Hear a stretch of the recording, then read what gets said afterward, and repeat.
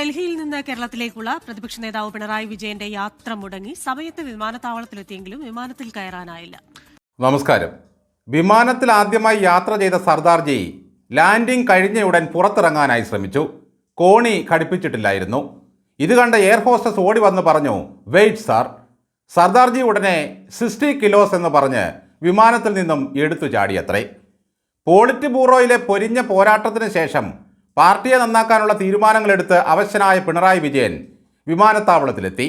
Polit bureau യോഗത്തിൽ നിന്നും 1 മണിക്കൂർ മുമ്പേ 12:30 അദ്ദേഹം യോഗത്തിൽ നിന്നും ഇറങ്ങിയിരുന്നു. തുടർന്ന് കേരള ഹൗസിലെത്തി.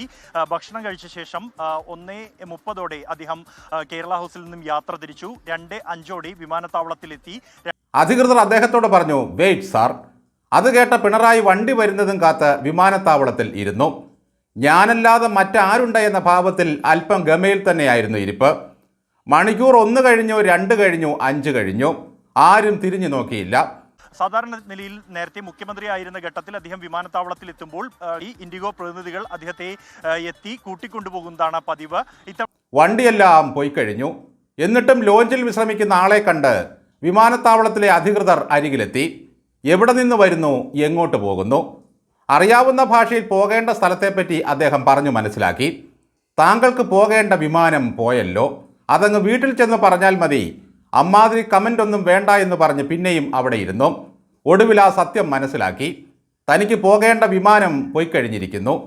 താൻ കൊടുങ്കാറ്റിലും പറക്കുന്ന കഴുകനാണ് എന്ന് മനസ്സിൽ പറഞ്ഞുകൊണ്ട് പറക്കാൻ നോക്കി. പക്ഷേ നനഞ്ഞ കോഴിയായ ശേഷം ചിറകുകൾ പൊങ്ങുന്നില്ല. തീയിൽ പറക്കുന്ന കുതിരയാണ് എന്ന് ചിന്തിച്ച് ആഞ്ഞു നടക്കാൻ നോക്കി. പക്ഷേ കാലുകൾക്ക് വേഗത കിട്ടിയില്ല. ഒടുവിൽ ലോഞ്ചിൽ തന്നെ വന്നിരുന്നു. മണിക്കൂറുകൾ ചെലവഴിച്ചു. അതിനുശേഷം രാത്രി 7:15 വിമാനത്തിലാണ് കണ്ണൂരിലേക്ക് പോയത്. ലോഞ്ചിൽ വിശ്രമിക്കുന്ന VIP യാത്രക്കാരെ വിമാനം പുറപ്പെടുന്നതിന് മുമ്പ് കമ്പനിക്കാർ വിവരം അറിയിക്കും. കമ്പനി ജീവനക്കാരും ഇവരെ അനുഗമിക്കുന്നതാണ് പതിവ്. എന്നാൽ ഇതൊന്നും പിണറായി വിജയന്റെ കാര്യത്തിൽ ഉണ്ടായില്ല. 1 മാസം മുമ്പ് വരെ രാജാവായി വിലസിയ മനുഷ്യനാണ് അനാഥനായി ലോഞ്ചിലിരിക്കേണ്ടി വന്നത്. ഞാനല്ലാതെ മറ്റാരുണ്ട് എന്ന് പരസ്യവാചകം എഴുതിയ വലിയൊരു ബോർഡ് വിമാനത്താവളത്തിൽ സ്ഥാപിക്കേണ്ടതായിരുന്നു. അവിടെ വിളിച്ചു പറച്ചിലൊന്നുമില്ല. ദില്ലിയിൽ നിന്നും കണ്ണൂർക്കുള്ള വിമാനം ഉടൻ പുറപ്പെടുന്നതാണ് എന്ന് വിളിച്ചു പറഞ്ഞിരുന്നെങ്കിൽ ഒരുപക്ഷെ മനസ്സിലാക്കാമായിരുന്നു. പകരം ഡിസ്പ്ലേ മാത്രമാണുള്ളത്. മേലോട്ടും വശങ്ങളിലേക്കും കീഴോട്ടും നോക്കുന്ന സ്വഭാവമില്ലാത്തതുകൊണ്ട് അതൊന്നും കണ്ണിൽ പിടിച്ചില്ല. പ്രതിപക്ഷ നേതാവ് യാത്ര ചെയ്യുന്ന കാര്യം കേരള ഹൗസിലെ പ്രോട്ടോകോൾ ഓഫീസിലെ ഉദ്യോഗസ്ഥർ ഇൻഡിഗോ വിമാന കമ്പനി അധികൃതരെ അറിയിക്കാത്തതാണ് ആശയക്കുഴപ്പം സൃഷ്ടിച്ചത്. ഈ സമയം EP ചിറ്റപ്പൻ അവിടെ ഉണ്ടായിരുന്നെങ്കിൽ എന്താകുമായിരുന്നു ഒരവസ്ഥ? സകല ഇൻഡിഗോ വിമാനങ്ങളും പിടിച്ചു നിർത്തുമായിരുന്നു. വിമാനത്താവളത്തിൽ വലിയ പരിഭ്രാന്തി സൃഷ്ടിക്കുമായിരുന്നു. ഒന്ന് ആലോചിച്ച് നോക്കൂ. ഭരണം പോയതിനു ശേഷം തൻ്റേതല്ലാത്ത കാരണങ്ങളാൽ തടവിലാക്കപ്പെടുന്ന അവസ്ഥ പിണറായി വിജയൻ്റെ ജീവിതത്തിൽ തുടർന്നുകൊണ്ടിരിക്കുകയാണ്. ED സംഘം 6 മണിക്കൂറോളം വീട്ടിൽ തടഞ്ഞു വെച്ചു. ഇൻഡിഗോ വിമാനം കാരണം 5 മണിക്കൂർ വിമാനത്താവളത്തിൽ ബന്ധിതനായി.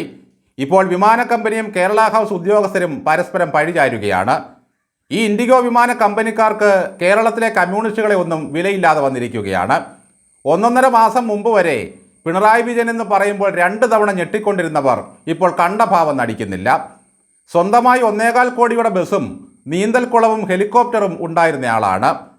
ഈ ഇൻഡിഗോ കമ്പനിക്കാർ ഇദ്ദേഹത്തെക്കുറിച്ചുള്ള വാഴ്ത്തുപാട്ടുകളും തിരുവാതിരയും ഒന്നും കേട്ടതായി തോന്നുന്നില്ല. പരമശിവൻ കഴിഞ്ഞാൽ പിന്നെ സ്വന്തമായി തിരുവാതിര സംഘമുള്ള ഏക മനുഷ്യനാണ്.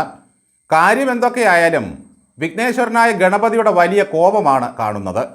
സകല ഭഗവാന്മാരും ഒന്നുചേർന്ന് പണി കൊടുത്തുകൊണ്ടിരിക്കുകയാണ്. ED സംഘം വീട്ടിൽ വന്നപ്പോൾ അച്ഛനും മോളും ഏതാണ്ട് 8 മണിക്കൂറോളം തടവിലായിരുന്നു. പിന്നീട് മകൾ 2 ദിവസങ്ങളിലായി 16 മണിക്കൂറാണ് EDയുടെ തടവിലായത്. ആ സെക്രട്ടേറിയറ്റിൻ്റെ മുമ്പിൽ സമരം ചെയ്ത ആശാപ്പെണ്ണുങ്ങളുടെ ശാപമാണിതെല്ലാം. PB അംഗവും കേരളത്തിൻ്റെ പ്രതിപക്ഷ നേതാവുമായ ഒരു മനുഷ്യനെ സമയത്തിന് വിമാനത്തിൽ കയറ്റി വിടാൻ പോലും ആളില്ലാത്ത അവസ്ഥയായിരിക്കുന്നു. പിണറായി വിജയനെ കയറ്റി വിടാത്തതിൽ പ്രതിഷേധിച്ച് അവരുടെ വിമാനങ്ങൾ എറിഞ്ഞിടാനാണ് കണ്ണൂർ സംഘത്തിൻ്റെ തീരുമാനം. നിലത്തിറങ്ങിയാൽ ഉടൻ തന്നെ SFIയും DYFIയും ഉപരോധിക്കും.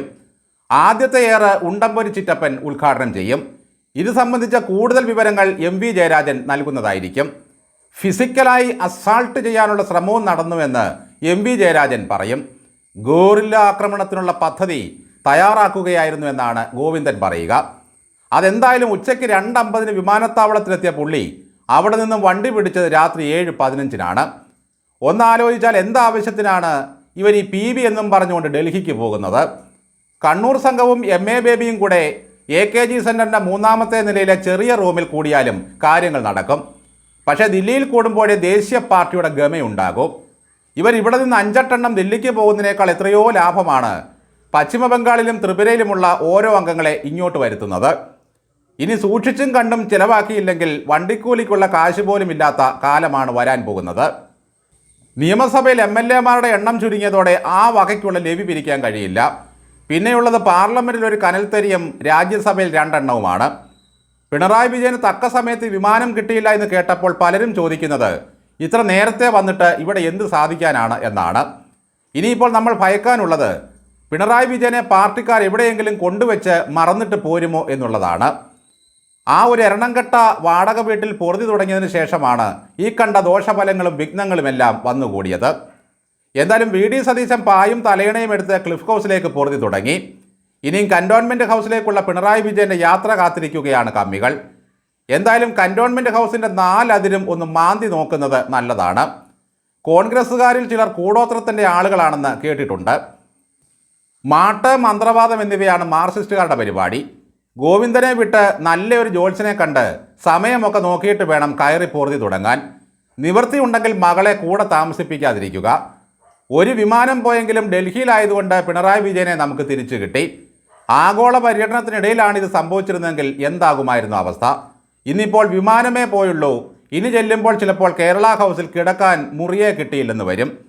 ഇങ്ങനെ വിമാനം പിണറായി വിജയനെ കൊണ്ടുവരാതെ പോകുന്നതിൻ്റെ പിന്നിൽ VD സതീശൻ്റെ വല്ല പങ്കുമുണ്ടോ എന്നുകൂടി പാർട്ടി അന്വേഷിക്കേണ്ടതുണ്ട്.